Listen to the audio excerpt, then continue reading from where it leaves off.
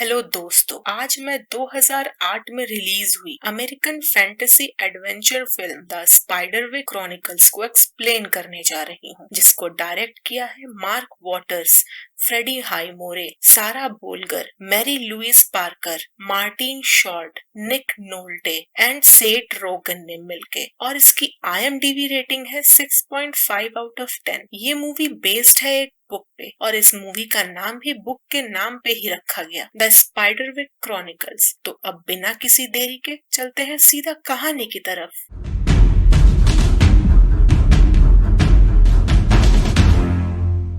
कहानी की शुरुआत होती है 1928 में आर्थर स्पाइडरविक को दिखाते हुए, जो कि एक फील्ड गाइड लिख रहे थे उन फेरीज के बारे में जिन्हें उन्होंने खोज निकाला था। बुक फिनिश करने के बाद वो उस बुक को छुपा देते हैं मुलगरथ नाम के एक शेप शिफ्टिंग ऑर्ग से, जो कि उस बुक के सीक्रेट का यूज अपने किसी इविल काम के लिए करना चाहता था। कहानी आगे बढ़ती है और हमें दिखाया जाता है 80 years later recently divorced Helen Grace अपने 3 बच्चों के साथ daughter Mallory and twin sons Jared and Simon विरासत में मिली अबैंडन्ड स्पाइडरविक स्टेट में शिफ्ट होते हैं। जेरेड बहुत गुस्से में होता है अपने हाउस शिफ्टिंग से, और वो अपने फादर के साथ रहना चाहता है। इवन वो अपने फादर को कई मैसेजेस एंड कॉल भी करता है कि वो उसे और उसके भाई को अपने साथ ले जाए, पर उसे अपने फादर का कोई रिस्पॉन्स नहीं मिलता। इसी बीच घर से कई सामान चोरी हो जाते हैं, जैसे कार की कीज, मैलरी का मेडल, और सबको जेरेड पे डाउट जाता है। मैलरी,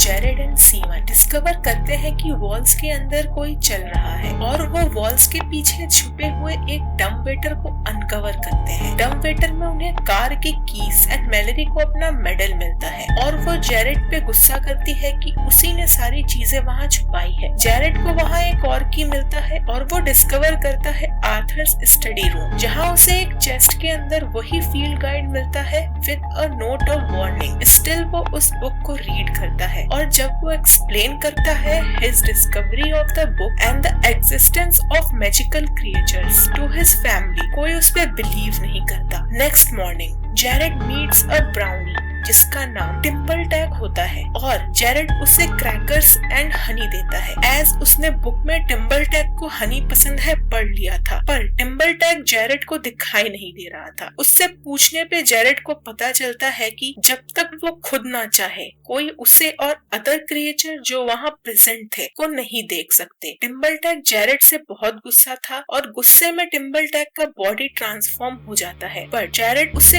हनी दे के शांत करता है। टिम्बल टैग उसे बताता है कि उसे वो बुक नहीं पढ़नी चाहिए थी, वो उसे प्रोटेक्ट कर रहा था। टिम्बल टैग जेरेड को एक होल्ड स्टोन देता है, जिससे वो वहाँ के इनविजिबल क्रिएचर्स एंड फेरीज को देख सके, और उसे प्रोटेक्टिव मशरूम सर्कल के बारे में बताता है, जो कि हाउस को चारों ओर से प्रोटेक्ट कर रहा था फ्रॉम द गॉब्लिन्स। जब जेरेड उस होल्ड स्टोन के थ्रू देखता है, तो उसे रेड कैप के नेतृत्व में गॉब्लिन्स दिखते हैं, जो उसके भाई सीमन को किडनैप करके कैंप साइड ले जाते हैं। वहाँ सीमन को मुलगरथ मिलता है एक ओल्ड मैन के रूप में। जेरेड भी उसका पीछा करते हुए कैंप साइड पहुँच जाता है, और एक हॉक गॉब्लिन से मिलता है जिसका नाम हॉक्सक्वेल था।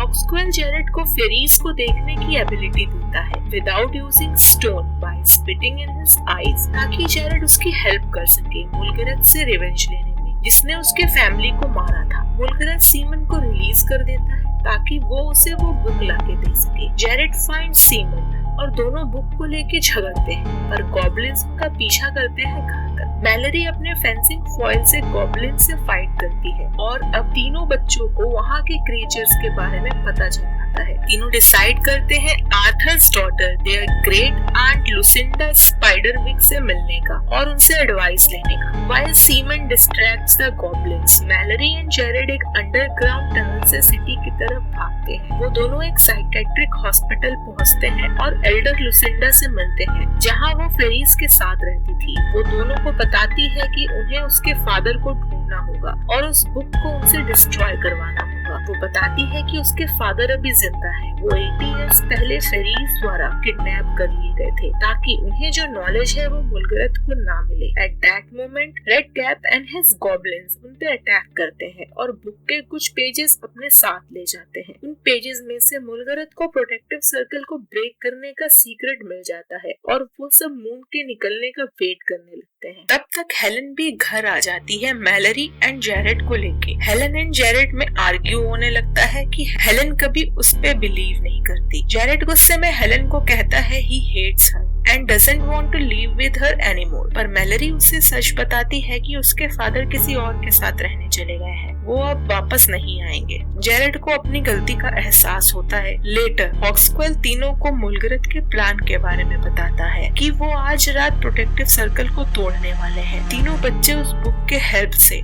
आर्थर के पेट ग्रिफिन को बुलाते हैं जो उन्हें फेरीज की दुनिया में आर्थर के पास ले जाते हैं। वो आर्थर से मिलते हैं जो कि 80 इयर्स बाद भी बूढ़े नहीं हुए थे और फेरीज के मैजिक के वजह से वो अनअवेयर थे टाइम के बारे में जो उन्होंने वहाँ स्पेंड किया। जेरेड आर्थर को बुक डिस्ट्रॉय करने को देता है पर उन्हें पता चलता है कि टिम्बलटैक ने बुक के पेजेस चेंज कर दिए। आर्थर रिलीव्ड होता है तब तक जब तक जेरेड उसे मुलगरत के प्लान के बारे में नहीं बता देता। आर्थर उसे बताता है फेरीज उसे भी यहाँ से नहीं जाने देगी क्योंकि उन्हें पसंद नहीं है कि उनके बारे में कोई ज्यादा जाने। आर्थर फेक बुक से फेरीज को डिस्ट्रैक्ट करता है और वो तीनों वहाँ से भाग जाते हैं। एट होम बच्चे हेलन को भी कन्विंस कर लेते हैं by showing her through hold stone. Meanwhile goblins अपना पोशन स्प्रेड करके फुल मून के निकलने का वेट करने लगते हैं। फैमिली भी डिफेंड करने को रेडी होती है with kitchen knife, tomato sauce. These are the ingredients deadly to goblins. वो लोग एक टमाटो सॉस एक्सप्लोजन में सारे गॉब्लिन्स को मार देते हैं बट सडनली उनके फादर रिचर्ड वहाँ आ जाते हैं और जेरेड से बुक मांगते हैं पर जेरेड स्टैब्स हिम और उसका असली रूप रिवील होता है जो कि मुलगरत खुद था। मुलगरत जेरेड का पीछा करता है पूरे घर में। लास्ट में वो रूफ तक पहुंच जाते हैं। जेरेड बुक को रूफ से फेंक देता है। मुलगरत रेवन बर्ड में ट्रांसफॉर्म होके बुक कैच करने जाता है पर हॉक्सवेल उसे खा लेता है। After that Jared and his mother एक दूसरे को सॉरी बोलते हैं। Several weeks later